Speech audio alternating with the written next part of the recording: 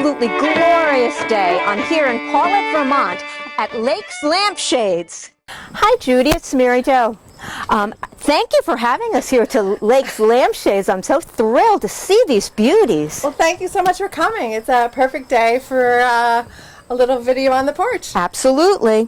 So, tell me what you do here. How do you get these things to look so gorgeous? So for me, it's all about the textile design, about the colors, about finding interesting fabrics from all around the world. Okay. Now, I noticed you called it textiles. Is that your background? Yes, I studied textiles in college. Okay. And my grandmother said I always had a pair of scissors in my hands when I was a little kid. Did you cut your own hair too? I did. Yes, I did. I cut my own bangs at one point, and my mother was horrified. But I remember making like little fabric swatch books as a kid. So your love of textiles, where does that come from? I'm not sure where the textile part came from. Well, actually, I do. My grandfather was a Oriental rug dealer.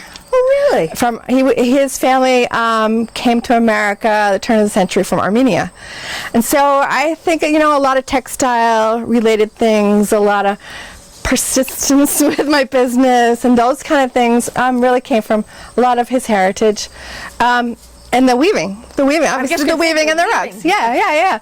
But then I also had two grandmothers. That one was a wonderful silversmith. Oh, really? Very fine silversmith, and she was one of the earliest women at, I think, the museum school in Boston.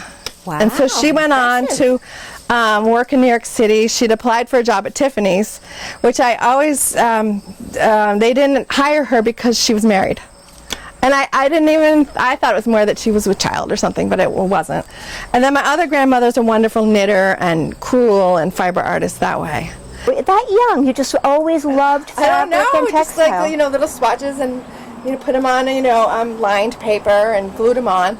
Interesting. And so you studied this in college? Yeah, so I started a weaving problem. I was at an independent school in high school in Maine, and we were able to hire a weaving teacher. Ooh, cool. And so we learned art history, and she was a tapestry weaver. And at what point did it go from being something that you did at home to being a full-blown business like this? Well, I would go to the craft shows down at Hildene or, different ones around the area, and I always thought that looked like a fun lifestyle. That, these people are having a really good time, they're really creative, it looked like a fun bunch of people. And so I always thought that I wanted to find something that I could sell at the craft show. And, making lampshades wasn't a big startup. I had my ribbon, I had glue, I had the backing, and then my time. So it was something, we didn't have a lot of money, and it was something that I could kind of start from on the kitchen table. And how did your technique evolve over the years? Oh goodness, it's so fun to look back at some of my old pictures, and some of my cut and pierce shades were beautiful. They were really, really pretty. They were unusual, just so many details, and as artists, we just grow. The more we have hands-on with our material, it's learning the materials, learning what you can do it and how far you can push the materials to go beyond. Like quantum physics. Yes. Absolutely. And how do you relate to the textiles? You say Well, for me, they're so tactile, and the colors, and because I buy vintage fabrics, sometimes you find them again, and they feel like they're your old friends. Like this one right here is one that Ralph Lauren this is vintage, but Ralph Lauren copied this pattern. I remember over the years, and sometimes you see other patterns that have been copied too. But it's fun when you can find a special one again. Many times you don't. Okay. Now, do you do these just from your own mindset, or do people actually commission you to do a specific one? They do. They commission me. I like making what I want to make. That is much more fun. That is really a lot more fun. And a lot of times, so say I'll start with, I don't know what, well, here's an example. This is a embroidery from Scotland. Oh, isn't that sweet? And I think it's Scotland because of the thistles. Heather, or the thistles? The thistles.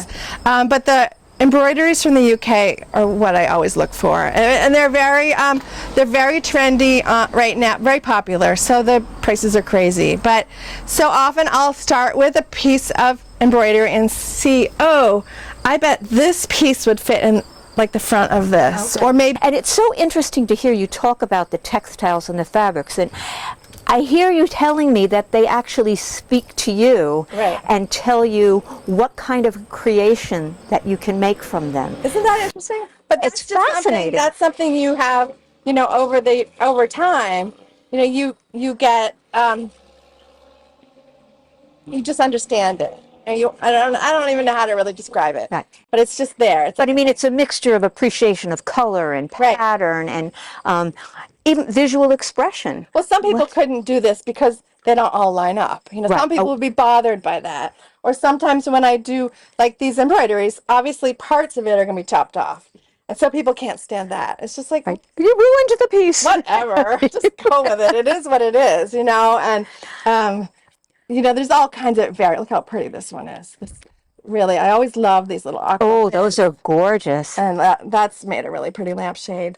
So for me, it's like what I can find, and I spend a lot of time looking. But And where do you buy it online? That's where you find your vintage So I fabrics? sell my lampshades on Etsy. Okay. And so I bought on Etsy for a whole year before I listed my lampshades, because I just wanted to get a feel for what I was getting into and if it was the right place for me. So you can look at a fabric online, you don't have to touch it? It's because I've done it so long. Okay. See, I don't like to buy online. I have to touch everything. Well, I think I can tell like this style, or that's pretty easy.